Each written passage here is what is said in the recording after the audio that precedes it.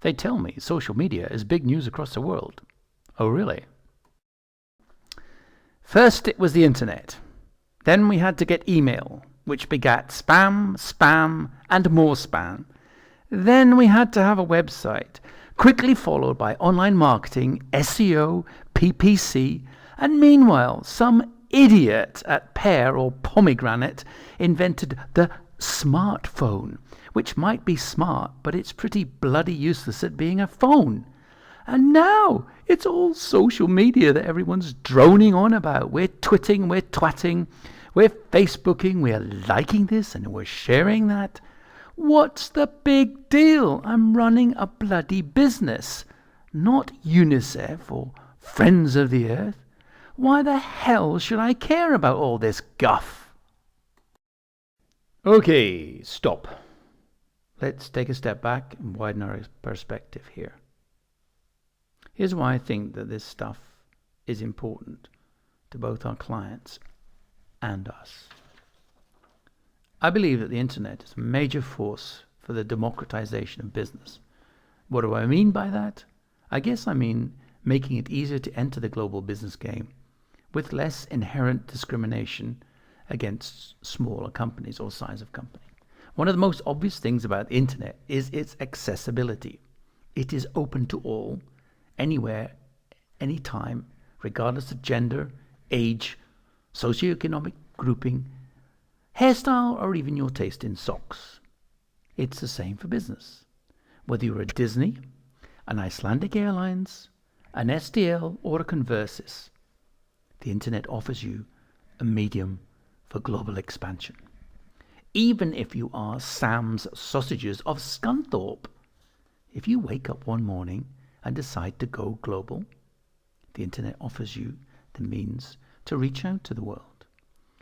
Now clearly, there are a lot of bridges to be crossed and wrinkles to be ironed out before customers in Shanghai, Sao Paulo, or Zaragoza can start placing orders for Sam's Sausages. But if the desire and the motivation is there, it is possible to get out there and compete for markets well outside our local neighborhood.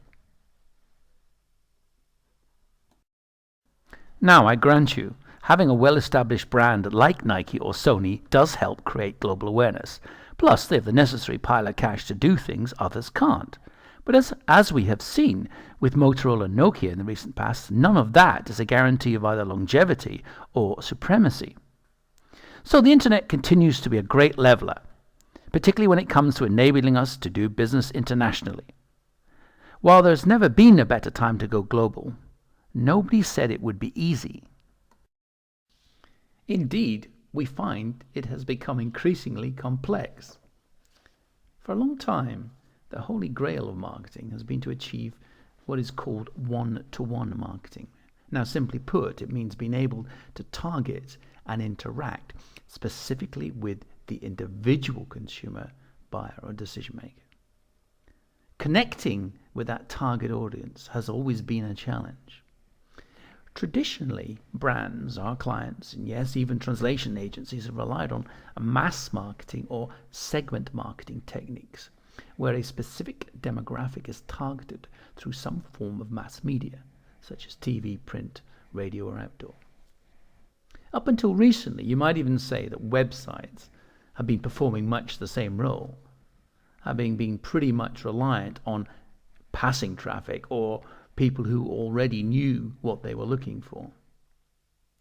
In more recent times, we have moved on to online advertising with search marketing, blogging, microblogging, etc.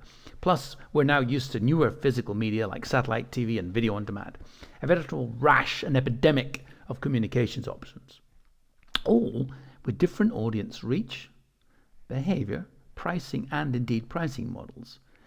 And not forgetting, often, these media have complicated technical requirements.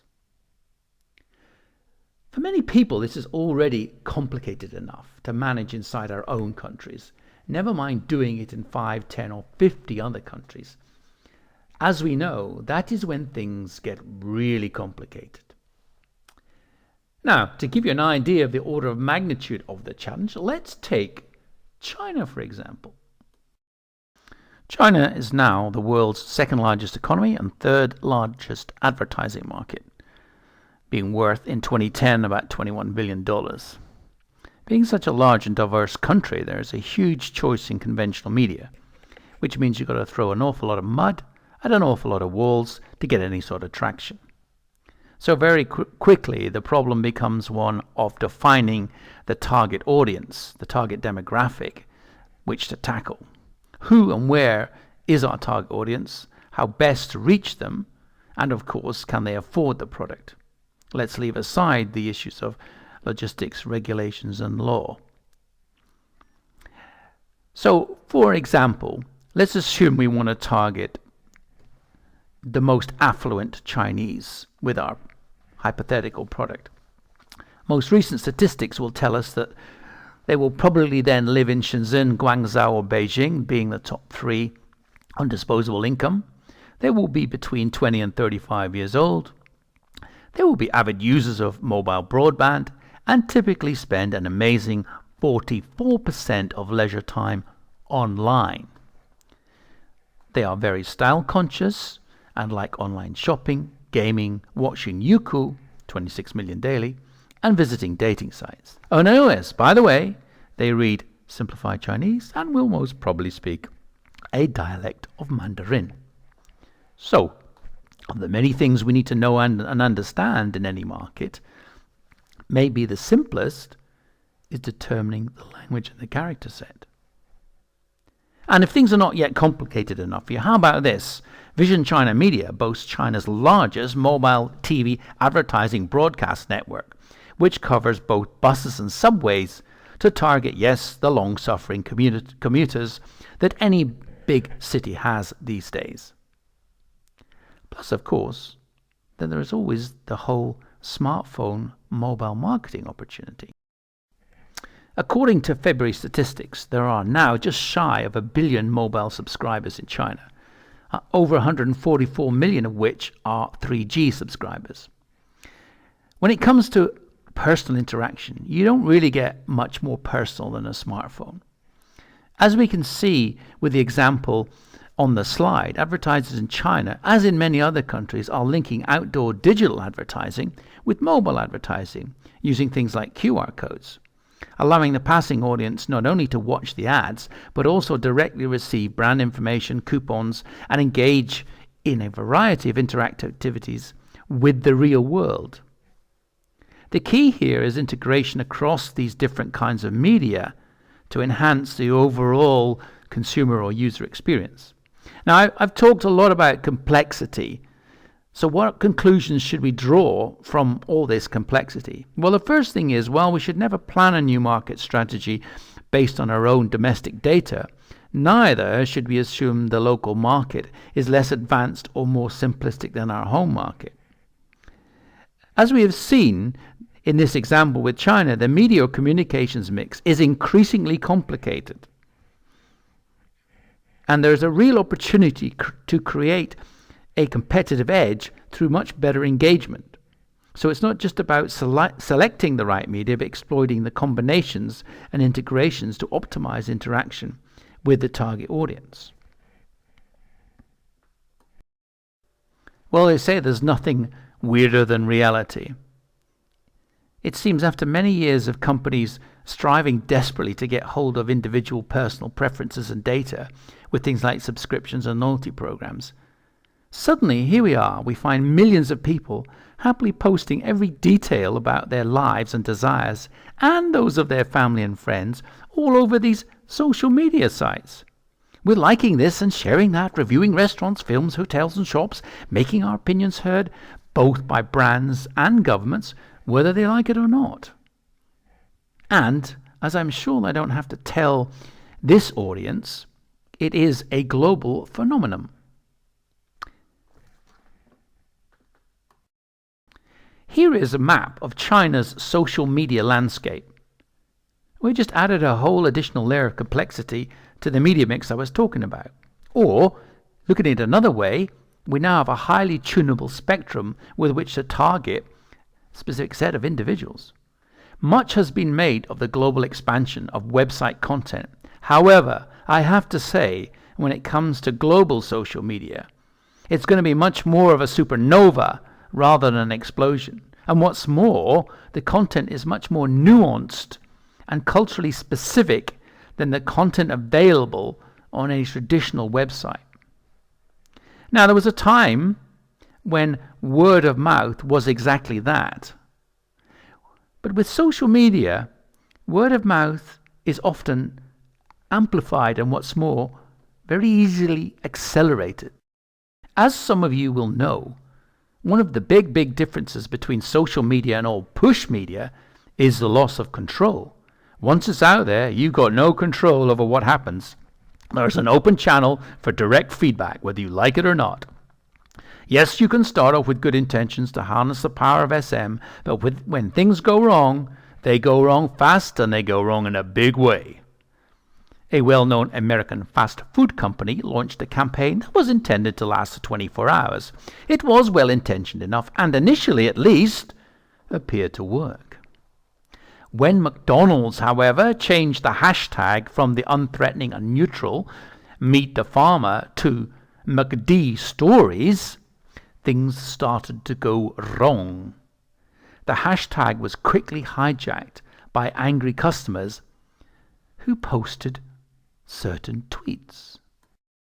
As you can see from some of the tweets here, the response was not very flattering and certainly not what McDonald's had intended. There was a similar situation with the BlackBerry Europe outage disaster back in October. RIM was strangely silent for more than 24 hours, despite having several active Twitter feeds to use. When things go wrong with social media, the best advice is probably the same as your parents gave you, and certainly what my parents gave me. If you do something wrong, admit you're wrong quickly and apologize publicly and sincerely. The bigger challenge here, and for all of us, is knowing when things have gone wrong.